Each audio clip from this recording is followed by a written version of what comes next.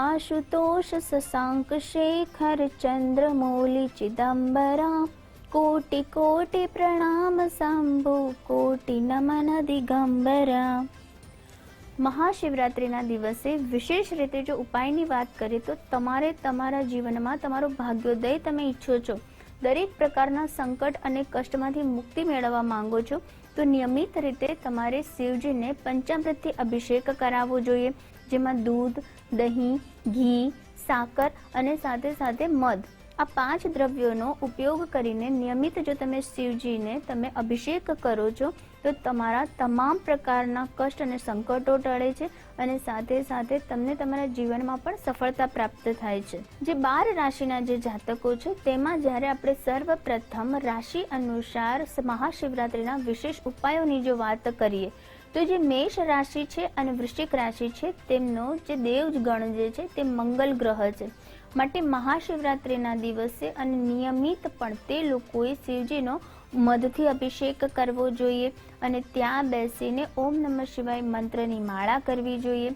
સાથે સાથે મેષ રાશિના જાતકો અને વૃશ્ચિક રાશિના જાતકો જો 9 મુખી રુદ્રાક્ષ ધારણ કરે છે તો શિવજીની વિશેષ તેમને આશીર્વાદ પ્રાપ્ત થાય છે।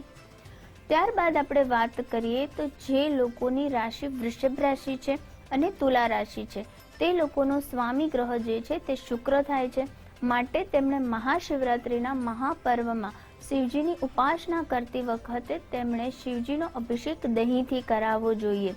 વિશેષ રીતે તેમણે દહીંમાં થોડી મિશ્રી પણ જો ભેળવી દે છે તો તેમને શુક્ર ગ્રહ તેમને ખૂબ જ સારું પરિણામ આપે છે અને સાક્ષાત મહાશિવજીના આશીર્વાદ પણ પ્રાપ્ત થાય છે। સાથે સાથે આ લોકોએ 6 મુખી રુદ્રાક્ષ ધારણ કરવો જોઈએ અને શિવોપાસના કરવી જોઈએ, તો વિશેષ રીતે શિવજી અને પાર્વતીજીના તેમને આશીર્વાદ પ્રાપ્ત થાય છે। જ્યારે આપણે મિથુન રાશિના જાતકોની વાત કરીએ છીએ અને આપણે કન્યા રાશિના જાતકોની વાત કરીએ છીએ તો તે લોકોનો સ્વામી ગ્રહ જે છે તે બુદ્ધ થાય છે, માટે તે લોકોએ શેરડીના રસથી શિવજીની ઉપાસના કરવી જોઈએ, શિવજીને તેમણે અભિષેક કરાવવો જોઈએ। જો નિયમિત આ ઉપાય કરશે તો તેમનો બુદ્ધ ગ્રહ ખૂબ જ સારું પરિણામ આપશે અને જ્યારે વ્યક્તિનો બુદ્ધ ગ્રહ ખૂબ જ સારો બને છે ત્યારે તેને વ્યવસાયિક ક્ષેત્રે, કરિયર ક્ષેત્રે તેને ખૂબ જ સારો લાભ પ્રાપ્ત થાય છે, તેને સિદ્ધિઓ અને સફળતા પ્રાપ્ત થાય છે। આ લોકોની જો વાત કરીએ તો આ લોકોએ 3 મુખી રુદ્રાક્ષ ધારણ કરવો જોઈએ અને વિશેષ રીતે શિવજીના આશીર્વાદ પ્રાપ્ત કરવા જોઈએ। આગળ જ્યારે આપણે વાત કરીએ કર્ક રાશિના જે જાતકો છે તેમણે જ્યારે શિવજીનો અભિષેક કરે છે ત્યારે તેમણે ગાયના દૂધથી તેમણે શિવજીને અભિષેક કરાવવો જોઈએ, સાથે સાથે મહામૃત્યુંજય મંત્રની તેમણે માળા કરવી જોઈએ। જ્યારે કર્ક રાશિના જાતકો જે છે તેમનો આધિપતિ જે દેવ જે છે તે પણ ચંદ્રમા દેવ છે, ચંદ્રમા દેવ જે સાક્ષાત શિવજીનું સ્વરૂપ પણ માનવામાં આવે છે, માટે જે વ્યક્તિનો ચંદ્રમા ગ્રહ નબળો હોય તેમણે શિવજીની ઉપાસના કરવી જોઈએ।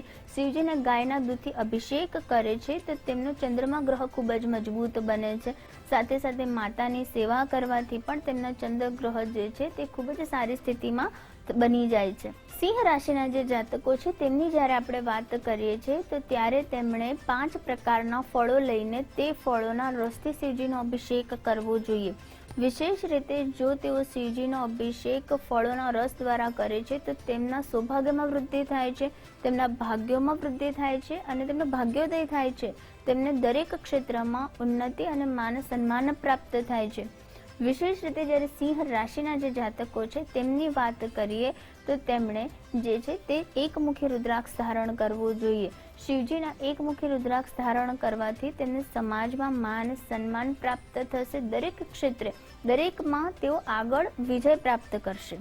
ત્યારબાદ આપણે વાત કરીએ કે જે લોકો ધનુ રાશિ છે અને મીન રાશિના જાતકો છે, આ લોકો જ્યારે શિવજીને અભિષેક કરાવે છે ત્યારે તેમણે ઘીથી શિવજીનો અભિષેક કરવો જોઈએ અને વિશેષ રીતે શિવજીના આશીર્વાદ પ્રાપ્ત કરવા જોઈએ, સાથે સાથે શ્રી શિવાય નમોસ્તુભ્યમ મંત્રના જાપની માળા કરવી જોઈએ। આ લોકોને પણ 3 મુખી રુદ્રાક્ષ ખૂબ જ સારો રહેશે પહેરવામાં। મહાશિવરાત્રિના મહાપર્વ ઉપર 3 મુખી રુદ્રાક્ષ જે છે તે મહામૃત્યુંજય મંત્રના જાપથી અથવા તો શ્રી શિવાય નમોસ્તુભ્યમ મંત્રના જાપથી સિદ્ધ કરીને તેઓ ધારણ કરે છે તો તેમના જીવનમાં દરેક પ્રકારના સંકટો ટળી જાય છે, તેમના જ્ઞાનમાં વધારો થાય છે અને ગુરુ ગ્રહ તેમનો ખૂબ જ મજબૂત થાય છે। ત્યારબાદ આપણે વાત કરીએ અંતિમ રાશિ એટલે કે કુંભ અને મકર રાશિ.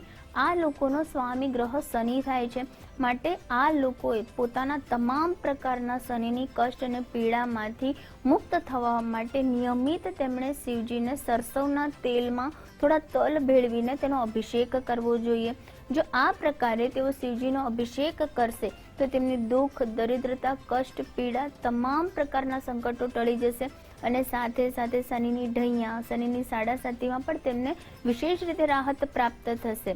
આ ઉપાય કરવાની સાથે સાથે તે લોકોએ જે છે તે સપ્તમુખી રુદ્રાક્ષ ધારણ કરવું જોઈએ, કારણ કે સપ્તમુખી રુદ્રાક્ષ ધારણ કરવાથી તેમની જે ધંધો જે છે તેમાં બરકત થશે, લક્ષ્મીનું આગમન થશે અને તેમને ધન સંબંધિત સમસ્યા પણ દૂર થશે. આવી રીતે વિશેષ ઉપાય કરીને પણ તેઓ શિવોપાસના કરી શકે છે. જે લોકોના દાંપત્ય જીવનમાં મતભેદ ઉત્પન્ન થઈ રહ્યા છે, પતિ પત્નીને એકબીજા સાથે પ્રેમ સંબંધ નથી કે કોઈકને કોઈક એવો અણબનાવ બને છે, ત્યારે તેમના લગ્ન જીવનમાં મીઠાશ ઉત્પન્ન કરવા માટે મહાશિવરાત્રિનો પર્વ ખૂબ જ યોગ્ય રીતે સાબિત થશે. તેમણે કરવાનો મહાન ઉપાયની જો વાત કરીએ તો શિવ અને પાર્વતીજીને તેમણે શૃંગાર અર્પણ કરવું જોઈએ. મહાશિવરાત્રિના દિવસે તમારે શિવ મંદિરમાં બેસીને તેમણે ગૌરી શંકર રુદ્રાક્ષ ધારણ કરવો જોઈએ અને સાથે સાથે શિવોપાસના કરવી જોઈએ, શિવજીને વિશેષ રીતે પૂજા અર્ચના કરવી જોઈએ. આ વિશેષ ઉપાય કરવાથી દાંપત્ય જીવનમાં આવતી તમામ પ્રકારની જે કડવાહટ છે તે દૂર થઈ જશે અને ફરીથી તેમનું દાંપત્ય જીવન ખૂબ જ સારા પ્રેમભર્યા, મીઠાશભર્યા સંબંધોમાં ફેરવાઈ જશે. જ્યારે આપણે વાત કરી કે કોઈ પણ વ્યક્તિ જે છે તેને રોગ વારંવાર આવ્યા કરે છે, તેનું સ્વાસ્થ્ય સારું નથી રહેતું, ત્યારે તે સંજોગોમાં તે વ્યક્તિએ શિવજીના મંદિરમાં બેસીને રુદ્રાક્ષના માળાના મણકાથી તેણે 108 વાર મહામૃત્યુંજય મંત્રનો જાપ કરવો જોઈએ અને સાથે સાથે સરસવના તેલથી શિવજીનો અભિષેક કરવો જોઈએ. તો ચોક્કસથી તેમને સ્વાસ્થ્ય સંબંધિત જે પણ સમસ્યા છે તે ખૂબ જ ઝડપથી દૂર થઈ જશે. સ્વાસ્થ્યમાં તેમને ખૂબ જ સારો સુધારો પ્રાપ્ત થશે. આગળ જ્યારે વાત કરી કે જે લોકોના કરિયરમાં વારંવાર રૂકાવટો આવી ગઈ છે, ગમે તેટલું કરવા છતાં પણ તેમને કરિયરમાં કોઈ પણ રીતે લાભ નથી થતો, સફળતા પ્રાપ્ત નથી થતી, તો તેવા દરેક વ્યક્તિએ પોતાના વ્યવસાય અને કરિયર માટે જો વિશેષ રીતે શિવોપાસના કરવી હોય તો તે લોકોએ શિવજીને જ્યારે જલાભિષેક કરે છે ત્યારે તમે તેમાં થોડી એલચીનો જે પાવડર જે છે તે તેમાં એડ કરી દેવાનો છે. એલચીવાળું પાણી જ્યારે તમે શિવજીને અર્પણ કરો છો તો તમારો બુધ ગ્રહ મજબૂત થશે અને સાથે સાથે કરિયરમાં અને વ્યવસાય ક્ષેત્રે તમને ખૂબ જ સારો લાભ પ્રાપ્ત થશે. આ રીતે વિશેષ રીતે જ્યારે શિવરાત્રિનો મહાપર્વ આવી રહ્યો છે ત્યારે આ પ્રકારના ઉપાયો કરીને દરેક વ્યક્તિ પોતાના જીવનમાં વિશેષ રીતે લાભ પ્રાપ્ત કરી શકે છે અને પોતાના આવનારા જીવનમાં પણ આ બધા ઉપાયો કરીને વ્યક્તિ વિશેષ રીતે ભાગ્યોદય પ્રાપ્ત કરી શકે છે. તો આ સાથે હું રજા લઉં છું. નમસ્કાર.